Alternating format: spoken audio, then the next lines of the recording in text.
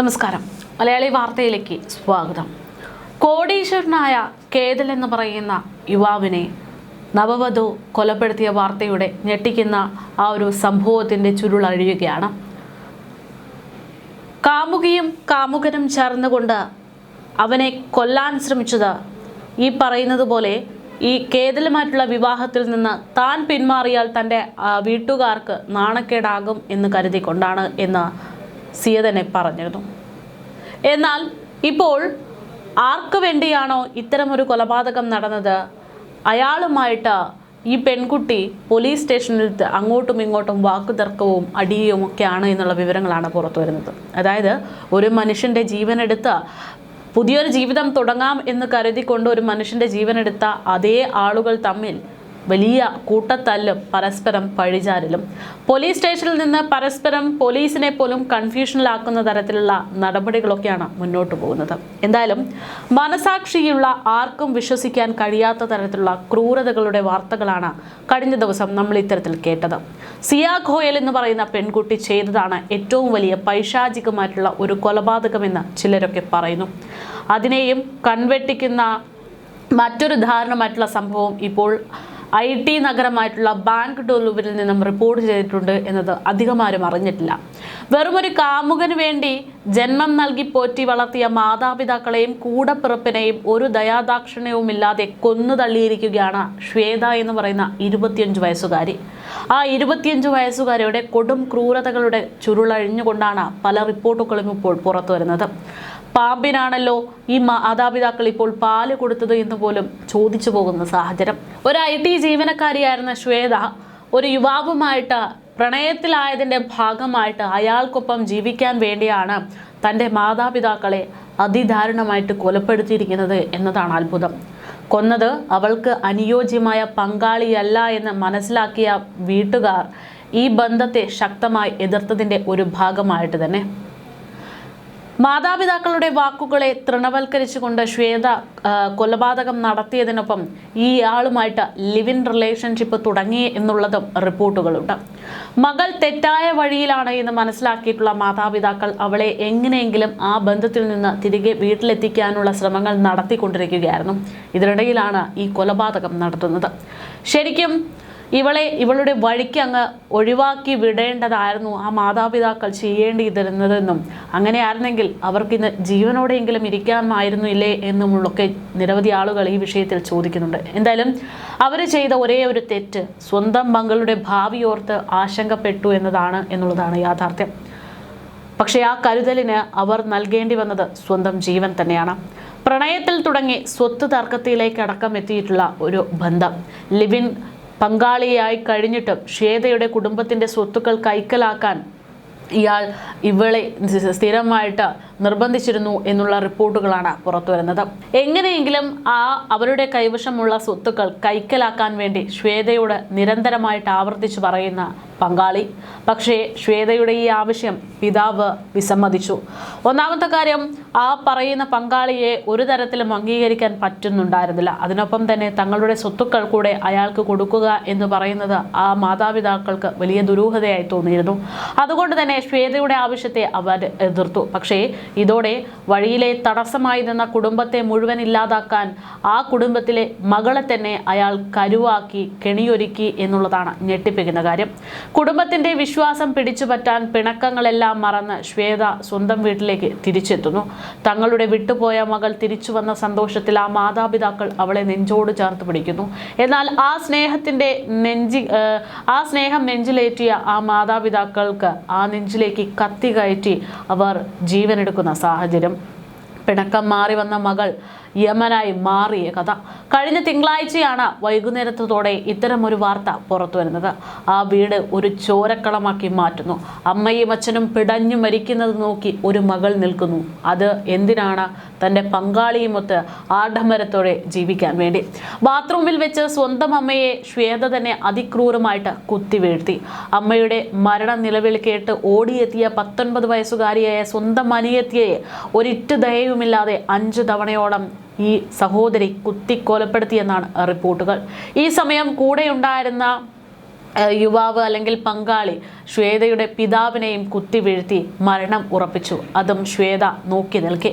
കുറ്റബോധമില്ലാത്ത ന്യായീകരണങ്ങളാണ് സംഭവത്തിന് പിന്നാലെ പോലീസിന് മുൻപിൽ ഇവർ പറയുന്നത്. ക്രൂരമായ ഈ കൂട്ടക്കൊലപാതകത്തിന് ശേഷം ശ്വേതയെ അവിടെ ആക്കി കെന്നത്ത് എന്ന് പറയുന്ന ശ്വേതയുടെ ആ പങ്കാളി ബൈക്കിൽ രക്ഷപ്പെട്ടു. അതിനുശേഷം ശ്വേതയെ മാത്രം പോലീസ് അറസ്റ്റ് ചെയ്യുന്നു. എന്നാൽ പോലീസിന്റെ ചോദ്യം ചെയ്യലിൽ ഒട്ടും കുറ്റബോധമില്ലാതെയായിരുന്നു ആ 25 വയസ്സുകാരി സംസാരിച്ചത്. തൻ്റെ അച്ഛനെയും അമ്മയെയും സഹോദരിയെയും കൊന്ന ഒരാൾ, അയാൾ തന്നെ ഇത്തരം ക്രൂരകൃത്യത്തിന് നിർബന്ധിച്ച് അത് ചെയ്തിട്ടും സ്വന്തം അച്ഛനെയും അമ്മയെയും കൊന്ന് അവരുടെ ജീവൻ നഷ്ടമായിട്ടും തന്നെ വിട്ടുപോയ, അല്ലെങ്കിൽ പോലീസിനെ കണ്ടപ്പോൾ അല്ലെങ്കിൽ കേസിൽ നിന്ന് രക്ഷപ്പെടാൻ വേണ്ടി പങ്കാളിയെ ഉപേക്ഷിച്ചു പോയ അയാൾക്ക് വേണ്ടി ഒരു കാര്യവും വിട്ടുകൊടുക്കാതെ ശ്വേത ആ പോലീസുകാർക്ക് മുൻപിൽ ഒരു കുറ്റബോധവും ഇല്ലാതെ സംസാരിക്കുന്നു. എന്തുമാത്രം മനസ്സാണ് ഇവർക്കുള്ളത് എന്നുള്ള അത്ഭുതമായിരുന്നു പോലീസിനും. തൻ്റെ ജീവിതം ഒരു കൂട്ടിലടച്ച പോലെ ആയിരുന്നു തോന്നിയതെന്നും കടുത്ത മാനസിക സമ്മർദ്ദം കാരണമാണ് താൻ ഇത്തരത്തിൽ തൻ്റെ അച്ഛനെയും അമ്മയെയും സഹോദരിയെയും കൊന്നത് എന്നും അവൾ പോലീസിനോട് ന്യായീകരിക്കുന്നു. സ്വന്തം സ്വാതന്ത്ര്യത്തിന് വേണ്ടി, കാമുകന് വേണ്ടി പെറ്റമ്മയെയും അച്ഛനെയും അനുജത്തിയെയും ഒരു ദയാദാക്ഷിണ്യവുമില്ലാതെ പൈശാചികമായിട്ട് കൊന്ന ഒരു പെൺകുട്ടിയുടെ റിപ്പോർട്ടുകൾ. ഒളിവിൽ പോയിട്ടുള്ള ഈ പറയുന്ന യുവാവിന് വേണ്ടിയുള്ള തിരച്ചിൽ പോലീസ് ഊർജിതമാക്കിയിട്ടുണ്ട് എന്നുള്ളതാണ് വിവരങ്ങൾ. മാതാപിതാക്കളുടെ സ്നേഹത്തെയും കരുതലിനെയും കൂട്ടിലടച്ച ജീവിതം എന്ന് ന്യായീകരിച്ച ഈ പെൺകുട്ടിക്ക് എന്താണ് ശിക്ഷ എന്ന് ഇപ്പോൾ സോഷ്യൽ മീഡിയ ചോദിക്കുകയാണ്. എന്തായാലും ഈ ക്രൂരതയ്ക്ക് മാനസിക സമ്മർദ്ദത്തിൻ്റെ ലേബലിട്ടിരിക്കുന്ന ഒരുപാട് ആളുകളുണ്ട്. അത്തരം ആളുകളാണ് നമ്മുടെ സമൂഹത്തിന് ഭീഷണിയെന്ന് പറയേണ്ടി വരുന്നു. ആ കുടുംബത്തിൻ്റെ അവസ്ഥ ഓർക്കുമ്പോൾ മനസ്സ് തകരാത്തവരായി ആരുണ്ടാകുമെന്നാണ് പലരും ചോദിക്കുന്നത്. അതേസമയം തുടക്കത്തിൽ ഞാൻ പറഞ്ഞതുപോലെ കോടീശ്വരനായിരുന്ന കേതലിന്റെ മരണവുമായി ബന്ധപ്പെട്ട് ആ യുവതിയും യുവാവും ചെയ്തിരിക്കുന്ന കൊലപാതകം, അതിൻ്റെ വളരെ നാടകീയമായിട്ടുള്ള ചില രംഗങ്ങൾ കൂടെ അരങ്ങേറുന്നുണ്ട് എന്നത് പറയേണ്ടിയിരിക്കുന്നു. അതായത് വിവാഹം ഉറപ്പിച്ച 2 പേർ സാമ്പത്തികപരമായിട്ട് സാമൂഹികപരമായിട്ടൊക്കെ ഉയർച്ചയിലുള്ള ഏറ്റവും ഉന്നതിയിലുള്ള 2 പേർ തമ്മിലുള്ള വിവാഹം. മരിക്കുന്നതിൻ്റെ അവസാന നിമിഷം വരെ അവൻ അവളോട് സ്നേഹത്തോടെയാണ് നിന്നതും. ആ സ്നേഹം തിരിച്ചു നൽകുന്നുണ്ട് എന്ന് തെറ്റിദ്ധരിപ്പിച്ച തരത്തിൽ അവളുടെ ജീവൻ എടുക്കുന്നത് വരെ അവൾ അവനെ തെറ്റിദ്ധരിപ്പിച്ചുകൊണ്ടേയിരുന്നു. കൊലപാതകം നടക്കുന്ന ദിവസം പോലും കൊലപാതകിയായിട്ടുള്ള തൻ്റെ വധുവായി മാറേണ്ടിയിരുന്ന പെൺകുട്ടിയുടെ ഏറ്റവും നല്ല ഒരു ദിവസം, അതായത് അവളുടെ ബർത്ത്ഡേക്ക് അവൾക്കൊരു സ്പെഷ്യൽ ഡേ സമ്മാനിക്കുക എന്നുള്ള ലക്ഷ്യത്തോടെയാണ് കേതൽ ഇവളെ വിശ്വസിച്ച് അവരോടൊപ്പം പോകുന്നത്. അങ്ങനെയുള്ള കേതലിനെ കൊല ചെയ്തത് ഈ പറയുന്നത് പോലെ മറ്റൊരു യുവാവുമായിട്ട് അല്ലെങ്കിൽ മറ്റൊരു തൻ്റെ കാമുകനുമായിട്ട് ഒരു ജീവിതം നയിക്കുക എന്നുള്ള ലക്ഷ്യത്തോടെയാണ്. പക്ഷേ ആർക്ക് വേണ്ടിയാണോ കേതലിനെ കൊലപ്പെടുത്തിയത് അയാളുമായിട്ട് ഇപ്പോൾ പോലീസ് സ്റ്റേഷനകത്തിരുന്ന് തമ്മിൽ അങ്ങോട്ടും ഇങ്ങോട്ടും പഴിചാരുന്ന ഒരു രീതിയാണ് കണ്ടുവരുന്നതെന്നാണ് പോലീസ് പറയുന്നത്. പോലീസ് സ്റ്റേഷനിൽ എന്താണ് യഥാർത്ഥത്തിൽ സംഭവിച്ചത് എന്ന് ചോദിക്കുമ്പോൾ അവനാണ് യഥാർത്ഥത്തിൽ കൊന്നത് എന്ന തരത്തിൽ അവളാണ് കൊന്നത് എന്ന തരത്തിൽ യുവാവും പറയുന്നതായിട്ടാണ് റിപ്പോർട്ടുകൾ പുറത്തു വരുന്നത്. ചുരുക്കി പറഞ്ഞാൽ ഒരു കുടുംബത്തിൻ്റെ ഏറ്റവും വലിയ സന്തോഷ നിമിഷങ്ങൾ നഷ്ടപ്പെടുത്തിക്കൊണ്ട് ആ കുടുംബത്തിൽ ഒരാളുടെ ജീവനെടുത്ത ശേഷം ഈ പറയുന്ന കാമുകന്മാർ പരസ്പരം അങ്ങോട്ടും ഇങ്ങോട്ടും തല്ലിടുകയാണ് എന്നുള്ള നാടകീയ രംഗങ്ങൾ. ഞെട്ടിക്കുന്ന ഒരു കൊലപാതകത്തിന്റെ വാർത്ത ഇപ്പോൾ പുറത്തു വരുമ്പോൾ ഒരു വശത്ത് തമാശയായിട്ട് തോന്നുകയാണ്. കാരണം അവൾ ആർക്ക് വേണ്ടിയാണോ തൻ്റെ ജീവിതം മാറ്റിവെച്ചത് അയാൾ കൈയൊഴിയുന്ന രീതി. പ്രതിസുതവരനായിട്ടുള്ള യുവാവിനെ താഴ്ചയിലേക്ക് തള്ളിയിട്ട് കൊലപ്പെടുത്തിയ കേസിൽ പരസ്പരം കുറ്റപ്പെടുത്തി പഴിചാരി പ്രതികളായ സിയ ഗോയലും കാമുകൻ ചേതൻ ബാബുലാലും രക്ഷപ്പെടാനുള്ള ശ്രമങ്ങൾ നടത്തുന്നുണ്ട് എന്നുള്ളതാണ് റിപ്പോർട്ടുകൾ പുറത്തു വരുന്നത്. താനല്ല കൊലപാതകം ചെയ്തതെന്നാണ് 2 പേരും ഒരേ സ്വരത്തിൽ പറയുന്നത്. ഒളിച്ചോടാൻ മാത്രമായിരുന്നു തീരുമാനമെന്നും താൻ അതിനായിരുന്നു ലക്ഷ്യമിട്ടതെന്നും കൊലപാതകത്തിന് നിർബന്ധിച്ചത് സിയയാണെന്നും യുവാവായ ചേതൻ പറയുന്നു. അതേസമയം കൊലപാതകത്തിന്റെ ഉത്തരവാദിത്തം സിയ ചേതനുമേൽ ചുമത്താനുള്ള ശ്രമങ്ങൾ നടത്തുന്നുണ്ട്. കൊലപാതകത്തെക്കുറിച്ച് ചേതനാണ് തന്നോട് പറഞ്ഞതെന്നും ജൂൺ 14 കേതനെ വധിക്കാനുള്ള ആദ്യ ശ്രമം പരാജയപ്പെട്ട സമയത്ത് ചേതൻ തൻ്റെ മുന്നിലിരുന്ന് പൊട്ടിക്കരഞ്ഞുവെന്നും യുവതി പോലീസിനോട് പറയുന്നു. ഗൂഢാലോചന കുറ്റങ്ങളിൽ നിന്ന് രക്ഷപ്പെടാൻ ഇരുവരും നടത്തുന്ന തന്ത്രങ്ങളാണോ ഇത് എന്നുള്ള സംശയം പോലീസിനുണ്ട്. എന്തായാലും ജൂൺ 29 വരെ ഇരുവരും പോലീസ് കസ്റ്റഡിയിൽ തുടരുമെന്നാണ് വിവരം. ഒളിച്ചോടി വിവാഹം കഴിക്കാനായിരുന്നു ഇരുവരും തമ്മിൽ പദ്ധതിയിട്ടിരുന്നതെങ്കിലും കുടുംബത്തിന്റെ അന്തസ്സിന് കളങ്കം വരുമെന്ന ആശങ്കയിലാണ് ആ തീരുമാനത്തിൽ നിന്നും സിയ പിന്മാറിയതെന്നാണ് റിപ്പോർട്ടുകൾ. കേതനുമായുള്ള സിയയുടെ വിവാഹ നിശ്ചയം റദ്ദാക്കാൻ പല വഴികളും ചർച്ച ചെയ്ത ശേഷമായിരുന്നു കൊലപാതകത്തിലേക്ക് ഇവരെത്തിയതെന്നും സൂചനയുണ്ട്. ജൂൺ 18 രാവിലെ പൂനെയിലെ കഫേയിൽ നടത്തിയിട്ടുള്ള കൂടിക്കാഴ്ചയിലാണ് കൊലപാതക പദ്ധതികൾ ആസൂത്രണം ചെയ്തതെന്നാണ് സൂചന. കേതനെ കോട്ടയുടെ ഏത് ഭാഗത്തു നിന്ന് തള്ളിയിടണം എന്നതിനെ കുറിച്ച് ഉൾപ്പെടെയുള്ള ചർച്ചകൾ ഇവർ നടത്തി എന്നുള്ളതാണ്.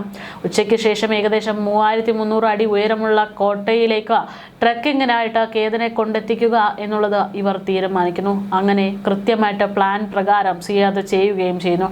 സിയയുടെ കാമുകൻ ഇവരെ വിശ്വസിച്ച് ഇവർക്ക് പിന്നിൽ വന്നു. വൈകിട്ട് കേതനെ കൊക്കയിലേക്ക് തള്ളിയിട്ട് കൊലപ്പെടുത്തി. കാൽവഴുതി വീണതാണ് എന്നായിരുന്നു ആദ്യം സിയ എല്ലാവരോടും പറഞ്ഞത്, അതായത് ഒരു അപകട മരണമെന്ന്. എന്നാൽ ഇതിൽ സംശയം തോന്നിയ കേതന്റെ കുടുംബവും സഹോദരിയുമാണ് പോലീസിനെ സമീപിക്കുന്നതും സംഭവത്തിന്റെ ചുരുളഴിയുന്നതും. കുറ്റക്കാരിയാണെന്ന് തെളിഞ്ഞാൽ തൻ്റെ മകളെ തൂക്കിക്കൊലപ്പെടുത്തണമെന്ന് പറഞ്ഞിരിക്കുകയാണ് ഇപ്പോൾ ഈ വിഷയത്തിൽ സിയയുടെ അമ്മ. കാരണം അത്രമാത്രം പൈശാചികമായിട്ടുള്ളൊരു കൊലപാതകമാണ് എന്നത് ആ പെറ്റമ്മ പോലും തിരിച്ചറിഞ്ഞിരിക്കുന്നു.